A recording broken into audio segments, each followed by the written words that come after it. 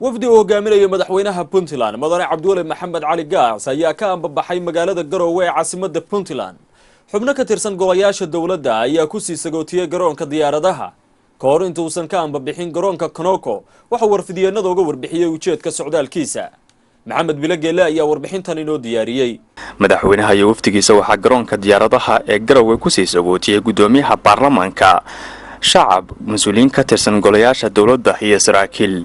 madaxweynaha oo ka hadlay muhiimadda safarkiisa uu ku tagayo magaalada Muqdisho waxa uu sheegay inuu daaran yahay ka qaybgalka shirkii dhawaan uu ku baaqay madaxweynaha Soomaaliya oo ay magaalada Muqdisho ku yeelanayaan madaxda dowladda federaalka iyo kuwa dowlad goboleedyada dalka.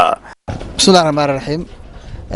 waxaan maanta u baxay magaalada Muqdisho xamar oo ka qaybgalayno shir ay soo imaanayaan madaxda federaalka iyo madaxda dowladda xubnaha ka dowladda federaalka laga hadlayo kolay arrimo ku saabsan nabadgelyada amniga wada shaqaynta shirkaas waa shirka uu ku baaqay madaxweynaha dowladda federaalka Soomaaliya Maxamed Cabdullaahi Farmaajo. waxaan rajeynayaa insha Allah in shirkaas guul ku soo dhamaado isafgarad iyo wanaag iyo horumar iyo wadajir Soomaaliya ka soo baxo. madaxweynuhu waxa uu ku booriyay shacabka reer Puntland inay ilaashadaan nabadda iyo kala dambeynta xilligan ka jirta deegaanadooda si ay tusaale fiican ugu noqdaan Soomaalida inteeda kale.